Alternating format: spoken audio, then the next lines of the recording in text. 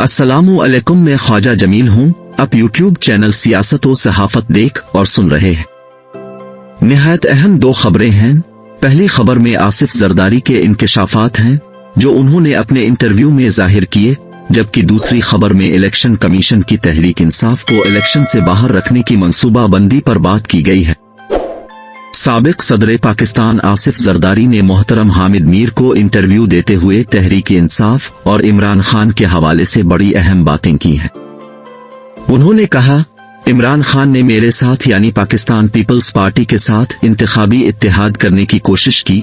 इस इंतखाबी इत्तेहाद के लिए उन्होंने एक पैकेज तैयार किया था ताकि पीपल्स पार्टी और तहरीक इंसाफ के माबैन बातचीत एहसन तरीके से तकमील तक पहुंच सके।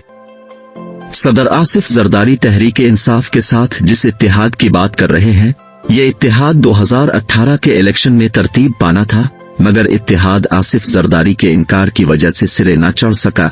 दूसरी बात, पीपल्स पार्टी के साथ इस मज़कूरा इत्तेहाद में इमरान खान की कोई दिलचस्पी नहीं थी, बल्कि जनरल फैज इस इत्तेहाद को तश्कील देना चाहते थे। इस इंतखाबी इत्तेहाद में जनरल फैज के अपने बहुत से मफादात भी पिन्हा थे। तहरीक इंसाफ और पीपल्स पार्टी के दरमियान इत्तेहाद की सूरत में जहां दोनों सियासी पार्टियों को फायदा पहुंचना था, वहां जनरल फैज हमीद के भी बहुत से मफादात मौजूद थे। लिहाजा तहरीक इंसाफ और पीपल्स पार्टी के इत्तेहाद में सारी काविशें जनरल फैज की तरफ से की गईं, जिन्हें इमरान खान की ताईद हासिल थी।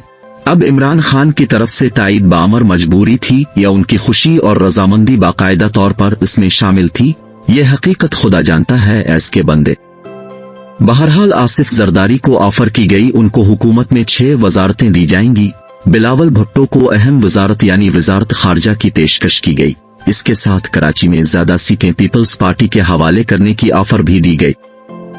इसके साथ पीपल्स पार्टी को पंजाब में भी कुछ कौमी और सूबाई सीटों की ऑफर पेश की गई।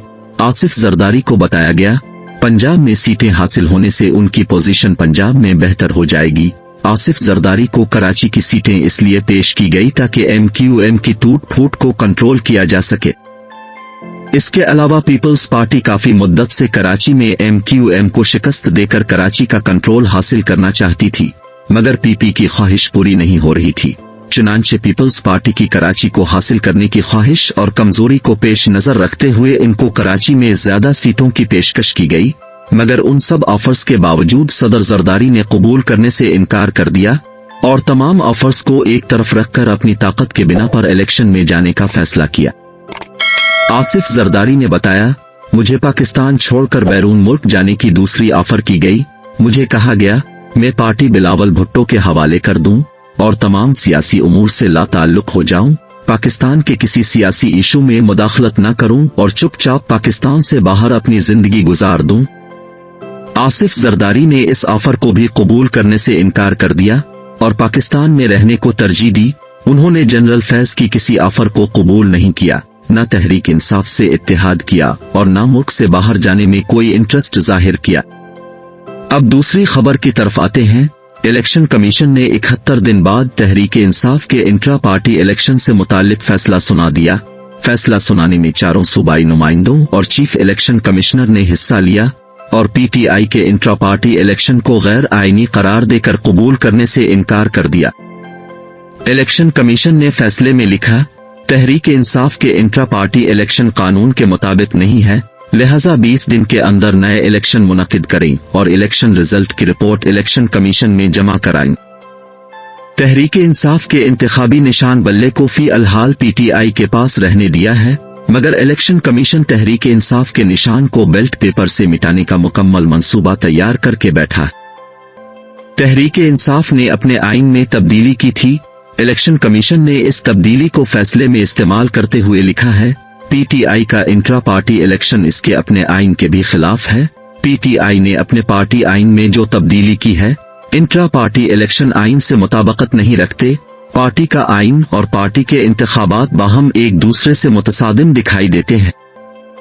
चुनांचे तहरीक इंसाफ के वकला ने फौरन पार्टी आइन में तब्दीलियों को वापस लेकर रिपोर्ट इलेक्शन कमीशन में जमा करा दी, ताकि कमीशन की तरफ से आयद एतराज को दूर करके PTI इंट्रा पार्टी इलेक्शन को इलेक्शन कमीशन की तजावीज के मुताबिक दुरुस्त किया जा सके। कमीशन ने इसके बावजूद तहरीके इंसाफ के इंट्रा पार्टी इंतखाबात को कबूल करने से इनकार कर दिया और अपने एतराजात को यूं का त्यों रहने दिया। इलेक्शन कमीशन ने तहरीके इंसाफ के इंट्रा पार्टी इलेक्शन पर एक दर्ज झेल एतराज भी किया है।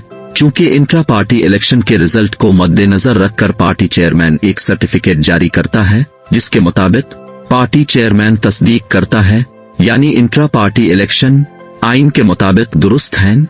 पार्टी इलेक्शन में उम्मीदवारों का बाहमी मुकाबला हुआ और शफाफ इलेक्शन के नतीजे में तमाम मराहिल तकमील तक पहुंचे हैं। तहरीके इंसाफ के चेयरमैन और वाइस चेयरमैन दोनों जेल में बंद हैं, लिहाजा तहरीके इंसाफ की तरफ से इंट्रा पार्टी इलेक्शन के रिजल्ट को साफ और शफाफ होने का सर्टिफिकेट भी जारी नहीं किया जा सका। इलेक्शन कमीशन ने चेयरमैन और वाइस चेयरमैन के जेल में होने के बावजूद कोई रियायत फराहम नहीं की, बल्कि उल्टा एतराज जड़ दिया। इलेक्शन कमीशन ने तहरीके इंसाफ के साथ एक चालाकी भी खेली, जिसका इजहार तहरीके इंसाफ के वकील ने मीडिया में भी किया। उन्होंने कहा, 71 दिन से इलेक्शन कमीशन ने फैसला महफूज किया है।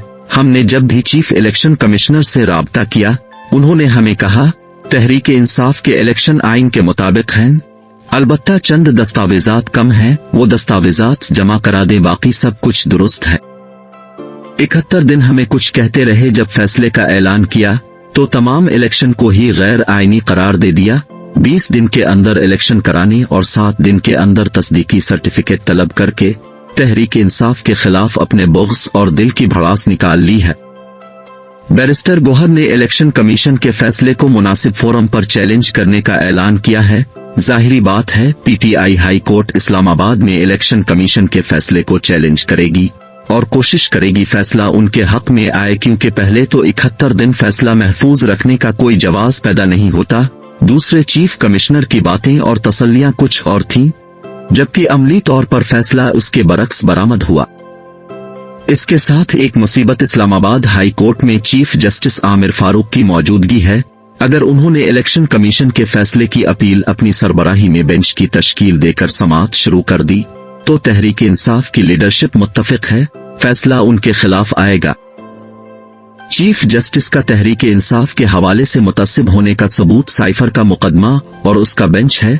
जब तक चीफ जस्टिस अपनी सरबराही में साइफर की समाअत करते रहे, इस वक्त तक मुकदमे की तमाम कार्रवाई इमरान खान के खिलाफ समाअत होती रही, मगर जैसे ही बेंच में तब्दीली आई, मुकदमे की तमाम कार्रवाई ही कालअदम करार देकर समाअत बंद कर दी गई। लिहाजा तहरीक इंसाफ चाहती है इलेक्शन कमीशन के फैसले की समाअत करने वाला bench chief justice Aamir Farooq की सरबराही में तश्कील ना दिया जाए, बल्कि पीटीआई यहां तक तहफ़्फ़ुज़ात का इजहार कर रही है। उनकी ख्वाहिश है चीफ जस्टिस आमिर फारूक मुकदमे की समाअत करने वाले बेंच में ना बैठे। तहरीक इंसाफ के तमाम तहफ़्फ़ुज़ात और खदशात के पेश नज़र chief justice high court Islamabad अपनी सरबराही में बेंच तश्कील देते हैं, तो मुमकिन है तहरीक इंसाफ जिन खदशात और तहफ़्फ़ुज़ात का इजहार कर रही है, वो अमली सूरत में उनके सामने आ जाए और फैसला उनके खिलाफ आने पर तहरीक इंसाफ का इंतखाबी निशान उनसे छीन लिया जाए। इस तरह पार्टी के लिए दोहरी मुसीबत इलेक्शन में उन पर नाजिल होगी। एक तहरीक इंसाफ के चेयरमैन जेल में होंगे, दूसरा 23 साल पुराना बल्ले का इंतखाबी निशान उनसे छन चुका होगा। नाजरीन, वीडियो अच्छी लगे तो लाइक और शेयर कीजिए।